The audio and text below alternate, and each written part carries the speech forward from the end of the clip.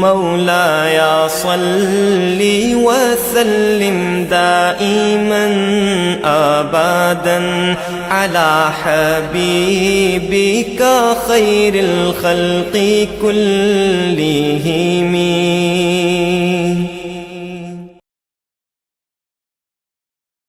السلام علیکم ورحمۃ اللہ وبرکاتہ.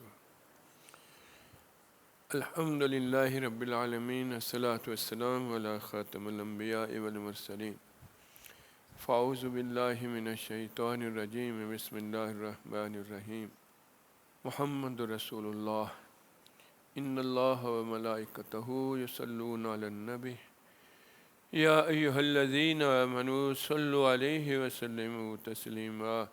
اللہم صل علی محمد وآلہ وبارک وسلم وصل علیہ.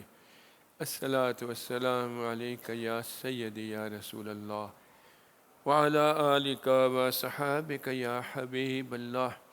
الصلاۃ والسلام علیک یا نور اللہ وعلی آلک وصحابک یا محبوب اللہ. الحمدللہ ثم الحمدللہ. اللہ نے اپنے فضل و کرم سے ہمیں اپنے محبوب کی امت میں پیدا فرما کر ہماری زندگیوں کی بھلائی کے لیے، ہمارے جس میں ہمارا نقصان نہ ہو، ہمارا بلا ہو، ہماری بھلائی کے لیے، ہمیں سلامت رہنے کے لیے، ہمیں سلامتی کا راستہ دین اسلام اللہ نے عطا فرمایا. ان الدین عند اللہ الاسلام. رسول اللہ صلی اللہ علیہ وسلم نے فرمایا الدین نصیحہ، دین میں بھلائی ہے. بات اگلی ہے کہ دین کے اندر بھلائی ہے، لیکن مجھے اور آپ کو اپنے من میں بھلائی لگتی ہے یا نہیں، بات یہاں ختم ہوتی ہے. ہم سچ کی بات کرتے ہیں، ہمیں سچ کیا ہے، لیکن سچ تو واضح ہوتا ہے. سچ کا دل کو سچ لگنے سے سچ ہے، سچ بات جاننے سے سچ نہیں. دین سچا ہے، لیکن میرے لیے اس وقت سچا ہے اگر میں اس کے اوپر عمل کر لوں تو. کیونکہ مجھے سچ لگا تو میں نے اس کے اوپر عمل کیا. اب وہ سچا تو ہے، اپنی جگہ پہ ہے، میں اپنی جگہ پہ ہوں، تو میرے لیے وہ سچائی فائدے والی اس صورت میں ہے جب میرے من نے وہ سچ مانا ہو. اللہ کا محبوب، پچھلے جمعے میں ہم نے کچھ باتیں کی تھیں کہ رسول اللہ صلی اللہ علیہ وسلم کے سامنے وہ جو لوگ تھے، انہوں نے حضور صلی اللہ علیہ وسلم سے اس دین کو کیسے حاصل کیا اور کیسے ان کے ساتھ تعلق میں رہے. اس تعلق کی، اس محبت کی جو مثالیں تھیں وہ میں نے کچھ عرض کی تھیں کہ کیونکہ حضور صلی اللہ علیہ وسلم کی یہ آمد کا مہینہ ہے، حضور صلی اللہ علیہ وسلم ہمیں ملے، جو اللہ کا احسان تھا ہمارے اوپر. اور جن کو ملے اور جنہوں نے اس اسلوب کو، اس سچائی کو اپنے اندر انڈھیل لیا، اللہ نے ان کے لیے 14-15 مرتبہ قرآن پاک میں رضی اللہ تعالیٰ عنہم ورضوا عنہ، میں ان پہ راضی ہو گیا، یہ میرے پہ راضی ہو گیا. اب اللہ کے راضی ہونے کے لیے پہلی شرط یہ تھی کہ یہ بھی تو راضی ہوئے اللہ پہ. وہ جو راضی ہوئے تھے اللہ پہ تو اللہ ان پہ راضی ہو گیا. ہم سب کہتے ہیں ہمارا بھلا کرنے والا رب ہے، ہمارے لیے ہر چیز جو ہے وہ ہماری بھلائی کرنے والا ہے، لیکن ہمیں اپنی طبیعت کے مطابق تو ہر چیز کے اندر میں گلہ اور شکوہ رہتا ہے. ہم میں سے کون ہے جو اپنے رب کی رضا پہ راضی ہوا ہے؟ مجھے آپ کو تو اپنی ایک خواہش جو پوری نہیں ہوتی وہی تکلیف دے رہی ہوتی ہے. تو اللہ کس طرح ہمارے پہ راضی ہو جب ہم ہی راضی نہیں ہیں؟ وہ اللہ کے اوپر راضی ہونا جو ہے وہ صورت میں محسوس ہوتا ہے جب اللہ کو پہچان لے کہ وہ میرا نقصان کرنے والا نہیں، میرا بھلا کرنے والا ہے. یہ بات جو تھی یہ بڑی سچائی تھی. سب سے بڑی سچائی یہ تھی کہ جب کچھ بھی نہیں تھا تو وہی رب تھا، سچا رب، اور اسی نے سب کو پیدا کیا. سب کے لیے اس نے پیدا کرنے سے پہلے ہی نظام بنا دیا. زندگی کے لیے سانس کی ضرورت تھی، ہوا بنا دی. زمین پہ رہنے کی چیزیں دے دیں اور یہ ساری چیزیں دے دیں. اس طرح اللہ نے اتنی نعمتیں دیں وہ گنتی میں نہیں آتی. وَإِن تَعُدُّوا نِعْمَةَ اللَّهِ لَا تُحْصُوهَا. اور بتایا کہ تو بچے گا اگر حلال کے اعتبار سے رہے گا تو تیرا نقصان نہیں ہوگا. اب یہ اکیلے بندے کو اپنی عقل اور علم کے باوجود جب تک اندر سے مزاج نہ مانے اتنی دیر تک وہ سچی بات اس کے لیے سچائی محسوس نہیں ہوتی۔ اللہ نے اس لیے احسان کیا تھا ہمیں حضور کی ذات انسانی شکل میں ہمارے اندر داخل کی، جس کے اندر انڈیلی ہے سچائی۔ قرآن سب سے بڑی سچائی ہے، میرے پاس ہے، میں سامنے پڑھتا ہوں، آپ کے پاس ہے، ہاں اس میں لکھا نماز پڑھو، ادھر بوجھ آتا ہے یار دل نہیں کرتا، اس میں لکھا ہے دوسرے کی طرف نظر نہ جائے غلط تیرے لیے، اس کا تو دل میں چلتا ہے، اس کے لیے اس کے لیے لکھا ہے خلاف واقعہ بات لعنت ہے اس کی، اس کے لیے تو منہ سے 70% بات جھوٹ نکل دی ہے۔ ہر چیز اس کی اپوزٹ ہے، اس لیے کہ اس کا من نہیں چاہتا اس پہ عمل کرنے کے۔ اللہ نے اس لیے رسول اللہ کی ذات دی، جن لوگوں کی ذات مصطفیٰ صلی اللہ علیہ وسلم سے محبت بن گئی، تعلق بن گیا، تو وہ اللہ پہ رضا پہ راضی تھا تو یہ بھی اللہ کی رضا پہ راضی ہونے والے بنے، کیونکہ آپ صلی اللہ علیہ وسلم کو ہاتھ میں قرآن نہیں دیا، آپ کے دل میں انڈیل دیا، اس لیے آپ کا دل اس کے اوپر لگ گیا، مزاج اللہ کے احکامات کے مطابق بنا ہوا تھا۔ اس لیے حضور صلی اللہ علیہ وسلم کی ذات مبارکہ اللہ کی رضا کے بغیر کوئی بھی کام کرنے کو تیار نہیں تھی، بلکہ کر سکتی ہی نہیں تھی، کیونکہ اس کا دل ہی ایسا بنایا تھا۔ اور اللہ نے یہ قرآن پاک میں یہ ساری باتیں بتائیں کہ وَمَا يَنطِقُ عَنِ الْهَوَىٰ إِنْ هُوَ إِلَّا وَحْيٌ يُوحَىٰ، یہ بولتا بھی وہی بات ہے جو میں رب چاہتا ہوں کہ بولے، وہ میں وحی کی شکل میں اس کو دے دوں یا اس کے دل میں اتار دوں، اس کا کرنا اس کا نہیں ہے۔ یہ جب بشارت دیتا ہے کسی کو یہ جنتی، تو رب کہتا ہے ہاں میں اسے جنتی بناتا ہوں، یہ مبشر ہے۔ یہ جو فعل کوئی اس سے ہوتا ہے تو رب کہتا ہے اس نے نہیں کیا، میں نے کیا ہے۔ وَمَا رَمَيْتَ إِذْ رَمَيْتَ وَلَٰكِنَّ اللَّهَ رَمَىٰ، کنکریاں تو حضور نے پھینکی تھیں، رب پاک ہے ان سارے کاموں سے، رب نے کہا نہیں میں نے، کہ میری طاقت ہے وہ۔ اللہ اکبر۔ حضور کے من میں آئی اس کعبے کی طرف جو ابراہیم علیہ السلام، رب نے کہا جدھر تیرا دل کرتا ہے تو ادھر پھیر دے، ٹھیک ہے نا۔ تو وہ واضح کرنے کے بعد ان کے آنے سے جن لوگوں کا تعلق استاد سے بنا، نسبت بنی، اس سے تعلق ہوا، اس تعلق نے، اس محبت نے ان کو حضور کی بات غلط لگنے نہیں دی۔ ہمارا بھی نبی، ہم کہتے ہیں ہم سارا پیار کرتے ہیں، پیارا ہے، نہیں، ہمیں پیارا لگتا ضرور ہے، لیکن جو طبیعت کے متضاد بات ہوتی ہے وہ ہم نہیں کرتے۔ تو وہ جو پیار کرنے والے لوگ تھے ان کی باتیں میں نے پچھلے جمعہ میں آپ کو بتائی تھیں، تو ان کی زندگیوں کا کس طرح کا سلوک بن گیا تھا کہ جو رسول اللہ صلی اللہ علیہ وسلم جس کام کے لیے آئے تھے اس کام کو بٹانے والے وہ لوگ بن گئے، اس لیے کہ اس محبت میں سرشار ہوئے۔ اب وہ جو چاہ رہا تھا، جس طرح کر رہا تھا، وہ اللہ کی رضا کے مطابق تھا، یہ بھی اسی کے مطابق کرنے والے بن گئے۔ اس محبت اور چاہت کی مثالیں کچھ میں نے عرض کی تھیں، کچھ ابھی اور عرض کرتا ہوں کہ کفار کے ساتھ اللہ کی خوشنودی اور رضا کے لیے جنگ ہو رہی ہے، شاید جنگ احد کا معاملہ ہے۔ ایک عورت، اس کا بھائی، اس کا باپ، اس کا شوہر، یہ اس جنگ کے اندر میں شریک ہے، تینوں کو اللہ پاک شہادت کا رتبہ عطا کر دیتا ہے۔ یہ عورت آتی ہے اس وقت جب بعد میں لاشیں ہیں ان کے لیے، وہ لوگ اس کو بتاتے ہیں تیرا ابو چلے گیا، تیرا بھائی چلے گیا، تیرا شوہر چلے گیا۔ وہ ایک دم پوچھتی کیا ہے؟ رسول اللہ۔ ان کا نہیں، وہ ہیں، جلدی سے مجھے ان کی زیارت کراؤ۔ انہوں نے کہا تیرا بھائی، اس نے کہا یہ غم مجھے، اگر رسول اللہ ہیں تو مجھے زیارت کراؤ، میں اسے دیکھوں گی تو یہ غم مجھے کچھ نہیں کہیں گے۔ وہ چلتے چلتے آئی، آ کے ایک بے ساختہ آپ کے دامن کو پکڑائی، آپ ہیں جو ان نے بولا، اس کا مفہوم عرض کر رہا ہوں، تو میرے لیے اس دنیا کی سب چیز موجود ہے۔ یہ تھی ایک محبت کا ایک اسلوب۔ میرے آپ کے لیے رسول اللہ کا حکم، قرآن کے الفاظ ہمارے سامنے موجود ہیں، معاملات میں ایک دوسرے کے ساتھ، اپنے رب کے ساتھ معاملات میں حضور صلی اللہ علیہ وسلم کے فرمان موجود ہیں ہمارے ایک دوسرے کے معاملات کے لیے، اللہ کے ساتھ معاملات کے لیے۔ ہماری رضا کتنی ہے اس کے اوپر؟ حضور صلی اللہ علیہ وسلم کے لیے اللہ نے فرمایا فاتبعونی، اس طرح تم ہو جاؤ مجھے پیارا لگے گا۔ اب حضور صلی اللہ علیہ وسلم کے لیے آپ نے فرمایا فمن راغب عن سنتی فلیس منی، جس کو رغبت نہیں میری سنت سے، میرا ہی نہیں۔ اگر ہم ایک عام سی سنت، چہرے مبارک وچ بالوں کا یہ بڑھانا، یہ داڑھی شریف، تو ہم اس کو پھر کاٹ دیں گے۔ ہمارا دل کبھی بنا ہی نہیں کہ میں حضور جیسی بنا کے رکھ دوں، ٹھیک ہے نا۔ صحابہ کا اس لیے بنا تھا کہ انہوں نے اس استاد کے ہاتھ میں ہاتھ دیا تھا، اس سے محبت کی تھی، اس کے دل سے ان کے دل میں روشنی آئی تھی، تو ان کی روشنی نے ان کو تبدیل کر دیا تھا۔ دیکھنے سے نہیں تبدیل ہوئے تھے، ورنہ ابو جہل سب سے زیادہ دیکھتا تھا، سب سے زیادہ قریب بیٹھتا تھا۔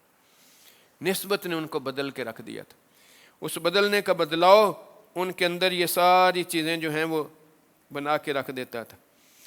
جب حضور صلی اللہ علیہ وسلم وہاں پہنچے ہیں تو اس کو دیکھتے ہی لوگوں نے کس طرح وارفتگی کے ساتھ آپ کا استقبال کیا تھا۔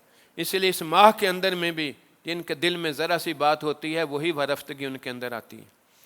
اب جس سے تعلق ہو محبت کا، کبھی اس کی عزت و آبرو، اس کے مخالفت میں کبھی کوئی بات اس کے سرزد ہوتی نہیں۔ اس لیے حضور صلی اللہ علیہ وسلم کے لیے وہ کس طرح بات کر، میرے ماں باپ قربان آپ پہ، میری جان قربان آپ پہ، اس طرح تکریم کے ساتھ ان کے نام لیے جاتے تھے۔ اللہ وہ ان کے لیے ایسا استاد رہبر رہنما تھا، حقیقی وہ راہ دکھانے والا، حقیقی مرشد کی ذات اللہ نے دی تھی، اس کے اوپر ان کے لیے ہر طرح یہ جان فدا تھی۔ پھر اس کی ہر بات کو کثرت سے بیان کرتے تھے۔ صدیق اکبر رضی اللہ تعالیٰ عنہ، ان کو لوگ کہنے لگے تو اتنا بڑا قبیلے کا سردار ہے، وہ ایک یتیم کا بچہ ہے کام، تو انہیں کیا ہوا کہ تو اس کے پیچھے بالکل لگ گیا ہے یہ ساری چیزیں؟ اس نے کہا تم نے اسے کبھی دیکھا ہے؟ وہ کہتے ہیں روز دیکھتے ہیں۔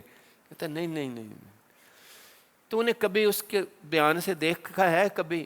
یار اس کی شکل مبارک کی طرف نظر ڈالیں تو دل ایسے ہو جاتا ہے، دھڑکنا بھول جاتا ہے۔ حیران ہوئی کیا کہہ رہا ہے؟ کہتا ہے وہ جو ہی مسکراتا ہے دل اندر سے ایسے کرتا ہے، اس کی آنکھ یوں ہلتی ہے تو میرا یہ کام۔ اب وہ اتنی تکریم کے ساتھ، اتنی محبت کے ساتھ اس کا تذکرہ کر رہے ہیں۔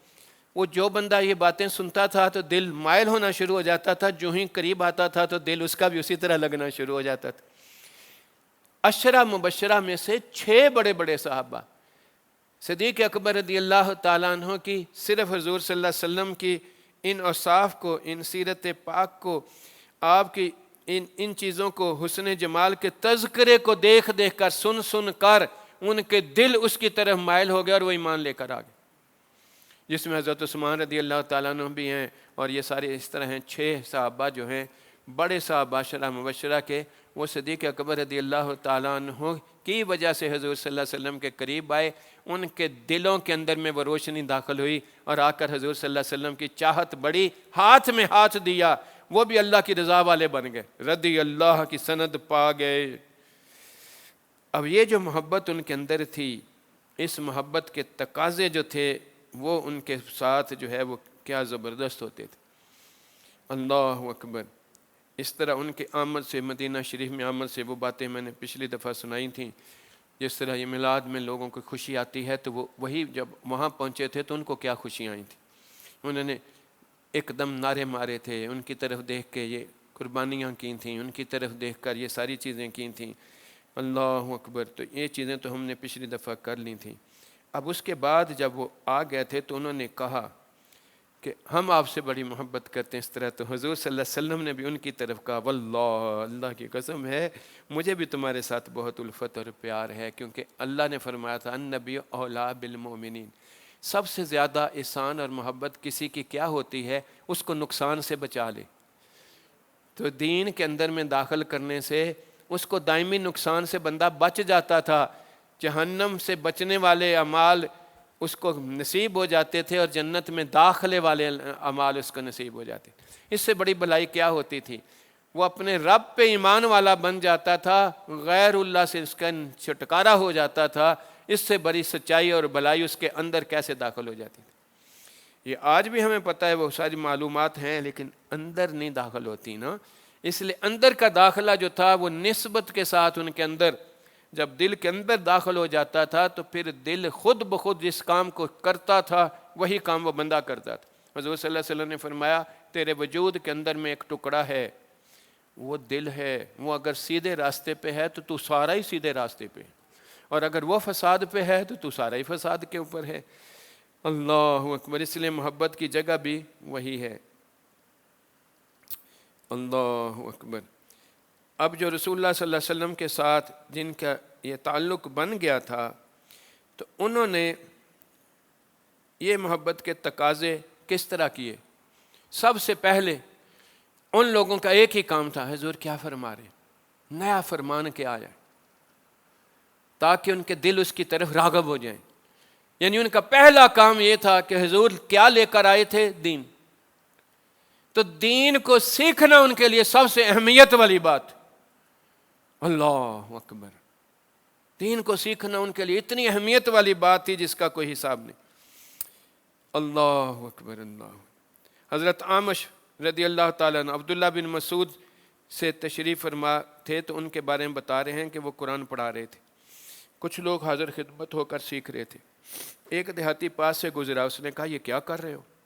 عبداللہ بن مسعود رضی اللہ تعالیٰ عنہ نے فرمایا کہ امام الانبیاء حضرت محمد مصطفیٰ صلی اللہ علیہ وآلہ وسلم جو اس دنیا کے اندر میں ہمارے لیے مال و متاع اور نعمتیں لے کر آئے ہیں اس کا حصہ وصول کر رہے ہیں۔ اللہ، تو حضور تو قرآن لے کر آئے تھے تو قرآن کا حصہ وصول کر رہے تھے۔ ہم اپنی زندگی پہ غور کریں، صبح سے شام تک 24 گھنٹوں میں ہم کتنا ٹائم قرآن کو کھولتے ہیں، کتنا ٹائم ہم یہ حصہ اپنے اندر وصول کرتے ہیں۔ اللہ اللہ اللہ اللہ۔ ابو ہریرہ فرماتے ہیں مدینہ کے بازار میں نکل آئے اور نکل کر کہتے ہیں او اہل بازار، تم لوگ کتنے عاجز ہو، ادھر رسول اللہ صلی اللہ علیہ وسلم کی وراثت تقسیم ہو رہی ہے اور تم کوئی حصہ ہی نہیں حاصل کر رہے۔ انہوں نے کہا حضور صلی اللہ علیہ وسلم کی وراثت کون سی ہے؟ انہوں نے کہا مسجد میں تو جاؤ۔ وہ ایک دم گئے تو وہاں کچھ لوگ جو ہیں وہ قرآن پڑھ رہے تھے اور دیکھ رہے تھے، انہوں نے کہا یہ نماز پڑھ رہے تھے، انہوں نے کہا یہ ہے جو نبی لے کر آئے تھے دین، تم ادھر غفلت میں بیٹھے ہو، ادھر یہ ذکر کر رہے ہیں، یہ نماز پڑھ رہے ہیں، یہ قرآن پڑھ رہے ہیں، یہ قرآن سیکھ رہے ہیں، یہ ہے وراثت، تم اس کے لیے کتنا ہے؟ ہم اپنے پہ غور کریں، اگر ہمیں کوئی چیز آ گئی ہے تو ہم نے کس کو مائل کیا ہے؟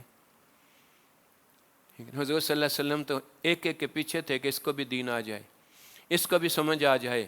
تو صحابہ بھی اس طرح ہیں، جب شاہ بہاؤالدین شاہ نقشبند فرماتے ہیں کہ طریقہ مات طریقہ صحابہ است، تو ابھی غور کریں نا، ہماری دن اور رات کے اندر میں کبھی ہمیں اپنے بچے کے لیے بھی درد آیا ہے کہ اس کو دین سیکھا جائے؟ کبھی ہم نے پوچھا اس کو نماز آتی ہے یا نہیں آتی؟ اس کو بتایا ہے کہ سچ جھوٹ اور یہ حلال اور حرام؟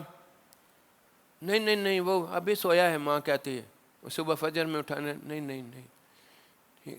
کیا ہمیں محبت ہے بچے کے ساتھ؟ نہیں، ہم اس کا دائمی نقصان کر رہے ہیں۔ اللہ اکبر۔ صحابہ کے اندر یہ بات آئی تھی تو وہ غیروں کو بھی اس کی طرف مائل کرتے تھے۔ تو پہلی بات جو حضور لے کر آئے تھے دین، اس کو سیکھنا ہی حضور صلی اللہ علیہ وسلم کی معاونت ہے، حضور صلی اللہ علیہ وسلم کے آنے کا مقصود ہے۔ ٹھیک ہے نا؟ ہمارے ہاں اگر بچپن سے کسی نے قرآن سیکھ لیا تو قرآن تو سیکھ لیا ہے، پڑھنا تو آ گیا، لیکن کیا وہ صحیح پڑھ رہا ہے؟ قرآن کہتا ہے وَرَتِّلِ الْقُرْآنَ تَرْتِيلًا۔ اب اس کو اگر شروع سے نہیں آئی، کبھی درد نہیں آئے گا یار میں تصحیح تو کر لوں، کہیں پوچھ لوں یار میں صحیح پڑھتا ہوں غلط پڑھتا ہوں، میری فلانی چیز غلط تو ہے صحیح ہے نہیں۔ اللہ کے رسول نے فرمایا گود سے گور تک علم حاصل کر لو۔ وہ یہ نہیں فرمایا کہ فلانا فلانا، وہ یہ فرمایا جو میں لے کر آیا ہوں، سب سے بڑا جو لے کر آیا ہوں اللہ کا کلام، جس کی سچائی میں کوئی شک ہو سکتا نہیں، اس سچ کو حاصل کر لو۔ اور اس سچ کو حاصل کرنے کا تو یہ ہے کہ اس کا اگر معنی تمہیں نہیں بھی آتا تو صرف تلاوت کرنے کا ایک ایک حرف کی 10 نیکیاں تو لکھی جا رہی ہیں نا۔ اس کی زیارت کر کے، اس کو کھول کے وضو کے ساتھ دیکھ کر واپس رکھنے کی بھی نیکی ہے تجھے، اتنی جتنی تو کعبۃ اللہ کو دیکھ کر رہتا ہے اس طرح تو نیکی ہے۔ اللہ اکبر اللہ۔ پھر یہی چیز ان کو تھی دوسروں کو سکھانے کے لیے۔ اللہ اللہ اللہ اللہ۔ اللہ اللہ، اپنے بچوں کو دینی تربیت کی ایک مثال حضور صلی اللہ علیہ وسلم کے حساب سے سناتا ہوں۔ اللہ، سیدنا عبداللہ بن مسعود، ان کا ایک بیٹا آپ کے پاس آیا، آپ نے ریشم کی قمیض پہن رکھی تھی۔ اس بچے نے، وہ اس قمیض پہ بڑا خوش تھا، کڑی بڑی خوبصورت قمیض ہے اس طرح۔ اب شرعی حکم یہ ہے کہ مرد کے لیے ریشمی کپڑا جو ہے وہ لباس حرام ہے۔ آپ نے ایک لمحہ بھی تاخیر کیے بغیر اسی وقت وہ قمیض پھاڑ دی اور فرمایا جا کر اپنی امی سے کہو تمہیں اور قمیض پہن آئے۔ اللہ اکبر، یہ معجم الکبیر کی حدیث مبارک۔ اب اگر وہ یہ نہیں، بچہ بڑا خوش ہو رہا ہے، بچے کو میں یہ کروں، تو انہوں نے اس لیے کہا کہ بچے کو پتہ چل جائے کہ یہ حرام ہے، اتنی سخت چیز ہے کہ اس کو نقصان ہے، یہ جلنے والی بات ہے۔ اللہ، کوئی کمپرومائز اس کے لیے نہیں سکھایا انہوں نے۔ اللہ اکبر۔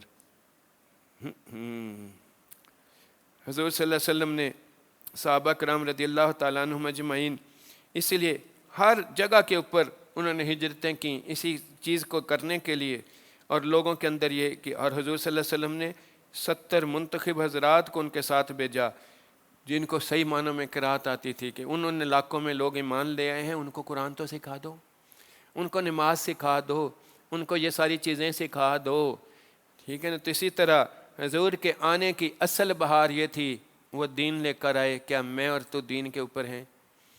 اس سچ کو ہم اخذ کر رہے ہیں، پھر اس سچ کو دوسروں تک اخذ کرنے کا کتنا کام کر رہے ہیں؟ ہماری اپنی طبیعت کے مطابق کام ہو، ہم بڑا سا میلاد بھی منائیں گے اور بھی کریں گے، یہ کیا اس سے کسی امتی کے اندر کوئی ایسا کام اندر داخل ہوا ہے جو اللہ کو پسند تھا اور وہ نہیں کر رہا تھا، تمہارے کسی فعل سے وہ کام کرنا شروع ہو گیا ہے، تو تم نے سچ تو اس کے اندر اتارا ہی نہیں، تم نے تو حضور کی معاملت کی نہیں، تم نے تو اپنی خوشی کا اظہار کیا اپنے لیے۔ اسی طرح یہ تعلیم و تعلم بھی اگر دنیا کے لیے ہو تو پھر یہ بھی زہر قاتل ہے، اگر یہ اللہ کے ساتھ بندے کو جوڑنے کے لیے ہو تو پھر یہی وہ اصلی بات ہے جس کے لیے اس کو ہونا چاہیے۔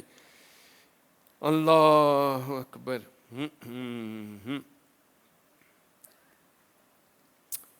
اللہ، پھر صحابہ کا طریقہ کیا تھا؟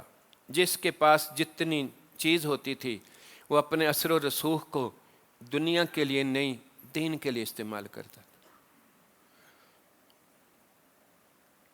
اب ایک بندہ کسی فیکٹری کا انچارج ہے، اب لوگ اس کے ساتھ ملازمت میں ہیں، وہ اگر کبھی خود اذان ہوتی ہے تو وہ سارے، وہ اس وقت کیا کرتے تھے، اذان ہوئی ہے، سارے نماز کے لیے ہوتے تھے۔ اب یہ اگر اتنا ہی کر دے، بھائی آدھا گھنٹہ ہے، آؤ سارے نماز پڑھ لیتے ہیں، تو خواہ میں لوگ اس کے سامنے جھوٹی موٹی بھی نماز کی طرف آئیں گے تو آہستہ آہستہ وہی جھوٹی موٹی اصلی بن جائے گی یا نہیں بن جائے گی؟ لیکن کوئی اثر و رسوخ والی بات نہیں ہوگی، کسی کے لیے اس طرح کی بات نہیں ہوگی۔ وہ اپنے سکے بیٹے کو کہنے کو تیار نہیں، اپنی بیوی کو کہنے کو تیار نہیں کہ اللہ کے رسول نے پردے کا حکم دیا ہے، تیرا سطر اتنا بڑا ہے، اگر تو نے لباس تو پہنا ہوا ہے لیکن سطر کھلا ہوا ہے تو تو ننگی ہے۔ جس طرح مرد یہاں سے لے کر یہاں تک اس کا نہیں ڈھکا ہوا تو وہ ننگا ہے، تو عورت کا اتنے سے چہرے، ہاتھوں اور پاؤں کی ٹکیا کے بغیر بالوں سمیت یہ سارا ڈھکا ہونا فرض کی طرح ہے، سطر کی طرح ہے۔ کون بتائے گا؟ وہ یہ دوپٹہ لیا ہے، وہ دوپٹہ تو اس نے ادھر لیا ہے، سارا سار تو ننگا ہے، تو وہ تو ننگی ہے، لیکن کوئی کہنے کو تیار ہے بتانے کو یہ ننگی ہے، اور وہ ماننے کو تیار ہے ننگی ہے۔ اب معاشرہ تو اسی طرح ادھر ہو جائے گا تو پھر اللہ کی رحمت کہاں سے آئے گی؟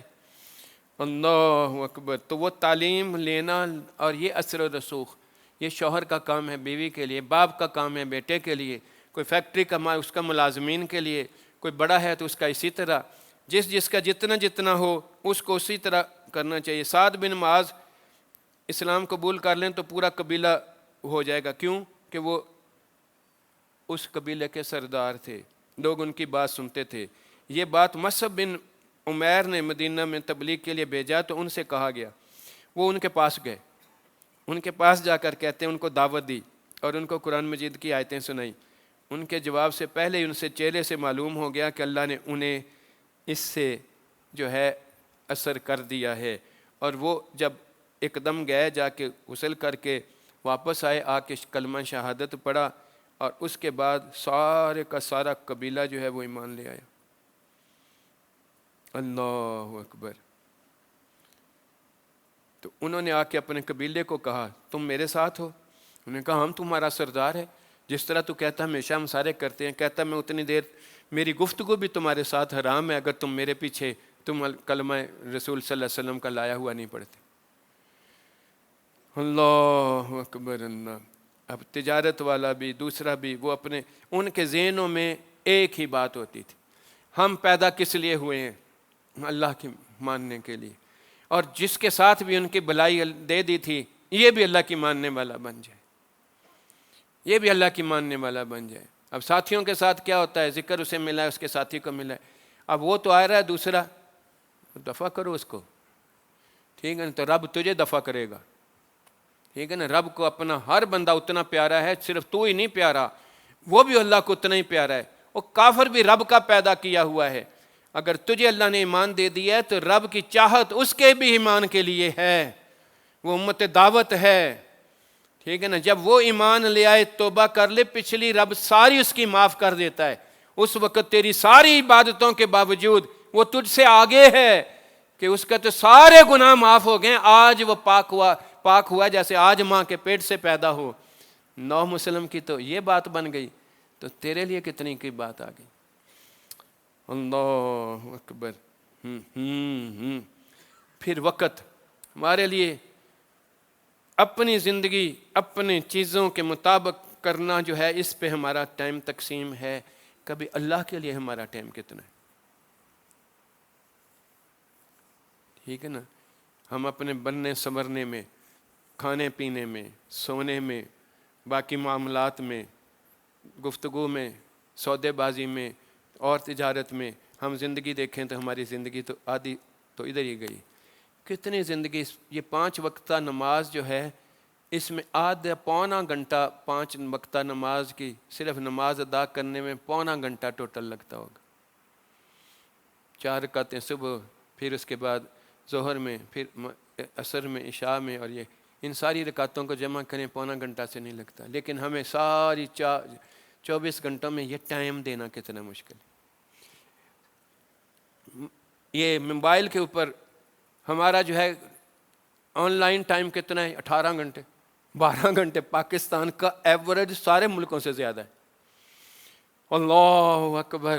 اور اس کا یہ ٹائم قرآن کے لیے کتنا نکلے، تلاوت کے لیے کتنا ہوا ہے؟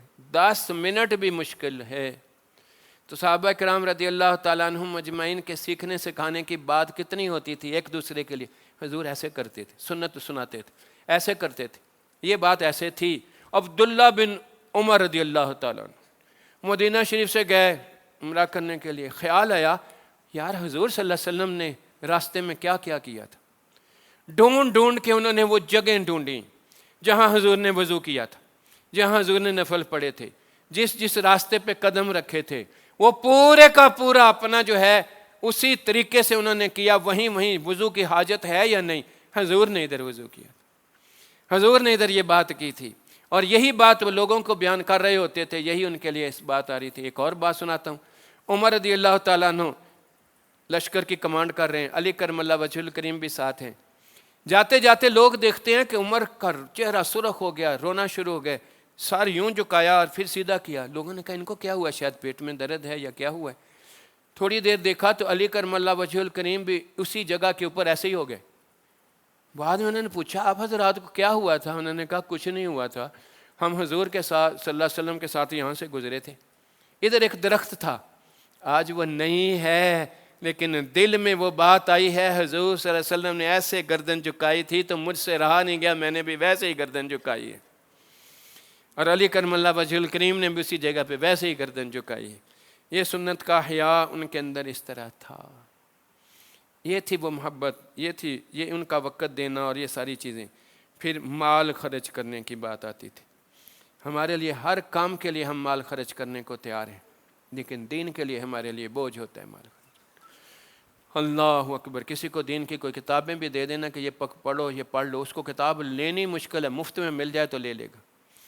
اب جس طرح دن کا معمول و مطابق فرمان رسول ہے، یہ 24 گھنٹے بندے کا جو ہے وہ عبادت میں رہنے کا ایک اسلوب ہے، ٹھیک ہے نا. اس کو لینا اور اس کو پڑھ کے اس کے اوپر عمل کرنا کتنا مشکل ہے ہم کے لیے، ٹھیک ہے نا. یہ ہم وہ صحابہ اس طرح ایک ایک چیز کو آگے پھیلاتے تھے. الحمدللہ وہی ایک ایک سنت کا ڈیزائن جو ہے وہ آپ تک کبھی پرنٹ ہو کے بھی پہنچائے. کیا مجال ہے جو کسی کی اس کی طرف آ جائے. اللہ رسول اللہ صلی اللہ علیہ وسلم نے یہی اللہ کے راستے میں صدقے کی ترغیب دلائی. صحابہ نے اپنے اپنے حساب سے. ابو عقیل انصاری کے پاس صرف 4 کلو کھجوریں تھیں. انہوں نے عرض کی یا رسول اللہ میں نے یہ رات اجرت کے طور پر کام کیا تو مجھے یہ ملی ہیں. 2 کلو میں نے بچوں کے لیے دے دی ہیں، 2 میں لے آیا ہوں، کیا آپ اس کو اتنی سی چیز کو قبول کر لیں گے؟ حضور صلی اللہ علیہ وسلم منافقین نے کہا یہ دیکھو اس سے کیا ہو جائے گا. حضور صلی اللہ علیہ وسلم نے فرمایا اس سے ہر چیز یہ ہو جائے گی کہ اللہ تبارک و تعالی اس کے لیے اپنی رحمت کے دروازے کھول دے گا. اللہ اکبر اللہ اکبر اللہ اکبر. اسی طرح صحابہ کرام رضی اللہ تبوک کے لیے سب کچھ لے آؤ تو صدیق نے تو کپڑے بھی اتار کے بورا پہن لیا، ٹھیک ہے نا. وہ آدھا آدھا سامان لے آئے، وہ ساری چیزیں اس طرح لیں. وہ کہے بغیر بھی لوگوں کے اندر میں یہ بات ہوتی تھی کہ ادھر صحابہ ہیں، ادھر حضور صلی اللہ علیہ وسلم کے سامنے ہیں طالب علم ہیں. وہ کون سے تھے؟ وہ صفہ کے اوپر لوگ تھے. ہر بندہ اپنے گھر سے ایک بندے کے لیے روٹی لے آتا تھا، چلو مل کے سارے کھا لیں گے. ابھی لوگوں کو ان کے لیے چندہ مانگنا پڑتا ہے، وہ چندہ نہیں مانگا جاتا تھا، ٹھیک ہے نا. اسی سنت کے مطابق عمل کرتے ہوئے الحمدللہ ہم بھی چندہ نہیں مانگتے، ٹھیک ہے نا. جس کو اللہ توفیق دے وہ دے. پھر اپنی اپنی صلاحیتیں بروئے کار لانا. جس بندے کے اندر جو چیز ہے وہی چیز دوسرے کے باعث. اب ایک بندے کو یہ ذکر کی دولت ملی ہے، اب اس کے اندر درد یہ ہو کہ دوسرے کو بھی مل جائے، یہ بھی ہو جائے. یہ اپنی صلاحیتوں کو بروئے کار لانے کی بات ہے. یہ ہے حضور کے ساتھ سچا عشق. اگر حضور سے محبت کرنی ہے تو حضور کے کام کی بڑھانے کی بات کرنی ہے. حضور جس سے خوش ہو رہے ہیں وہ کام کرنے کی بات کرنی ہے. حضور صلی اللہ علیہ وسلم کسی اپنے کام سے نہیں خوش ہو رہے کہ حضور صلی اللہ علیہ وسلم کے لیے کچھ کیا جائے. حضور صلی اللہ علیہ وسلم کس سے خوش ہو رہے ہیں؟ اللہ کا حکم ماننے پہ آیا ہے تو حضور خوش ہو رہے ہیں، ٹھیک ہے. سنت کے مطابق کام کر رہا ہے تو اللہ کے رضا حاصل کر رہا ہے، اللہ کا حکم مان رہا ہے، حضور خوش ہو رہے ہیں، اللہ خوش ہو رہا ہے. سچ میں آ رہا ہے رسول اللہ کے سامنے عمل جا رہا ہے، وہ خوش ہو رہے ہیں، دعا دے رہے ہیں. منافقت نہیں کر رہا، اپنی نظر کا خیال کر رہا ہے، زبان کا خیال کر رہا ہے، کان کا خیال کر رہا ہے، دل کا خیال کر رہا ہے. ان ساری چیزوں سے رسول اللہ خوش ہو رہے ہیں، اللہ خوش ہو رہا ہے. وہ اس لیے تو نہیں خوش ہو رہا ہے کہ حضور کی اپنی کوئی ذات کی ضرورت تھی ان کو، تو اس کے لیے اللہ نے تو اس کو خود، جب وہ اللہ کے لیے تھے تو رب نے کہا واللہ یعصمک من الناس، میں نے تمہیں دنیا سے اپن خود رکھا، تیرے لیے میں ہی کافی ہوں. بندہ اللہ کی رضا کے لیے ہو جائے نا تو اللہ اس کے لیے اتنا کافی ہوتا ہے کہ وہی بندے کے پاس مخلوق بھی آئے تو وہ مخلوق کے لیے بھی وہ ذریعہ بننا ہوتا ہے، رزق کا بھی اور ان ساری چیزوں کا بھی، ٹھیک ہے نا. تو میلاد کا مقصد یہ ہے کہ حضور صلی اللہ علیہ وسلم جس چیز کو لے کر آئے تھے، ہماری محبت کا تقاضا ہے ہم اس کے طرف کتنے ہیں. کیا ہم نے اس دین کے لیے اپنے آپ واضح کیا کہ لے لیں، اس کو دوسروں تک پہنچانے کی تگودو کی نہیں. اس کے لیے ہماری اگر کوئی ضرورت پڑی ہے تو ہم نے حال اس کے لیے اس کو پرائرٹی دی. اگر کسی کو کوئی مینجمنٹ کے لیے اللہ کا گھر ملا ہے تو اس نے اس کے سراؤنڈنگ میں اپنے آپ کو گمایا نہیں، اس نے تو اپنے سراؤنڈنگ اپنے بنائے درمیان میں اسی طرح کر لیا. اور ذکر کی محفل کا اچھا ٹائم نکل آتے آ گیا. وہ اس کی پرائرٹیاں کہاں گئیں؟ صحابہ کے لیے تو مین بات ہی یہ ہوتی تھی، ٹھیک ہے نا. ہمارے لیے فلانے اس طرح ہیں، فلانے، رب نے یہ نہیں پوچھنا فلانا کیا تھا، رب نے یہ پوچھنا ہے تو کیا تھا. اللہ اکبر اللہ اکبر. اس لیے ہمیں اس آنکھ سے دوسرے تو نظر آتے ہیں، اپنا آپ نہیں نظر آتا.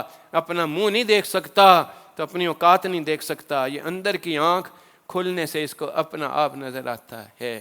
اس لیے حضور صلی اللہ علیہ وسلم کے ایک ایک چیز کی ترویج ان کے لیے کس طرح تھی، یہ ساری چیزیں اس طرح تھیں. یہ تھا ان کا اسلوب صحابہ کا. اللہ پاک ہمیں جو ہے یہی اسلوب ہمیں حضور کی آمد کے صدقے سے نصیب فرما دے. وآخر دعوانا الحمد للہ رب العالمین.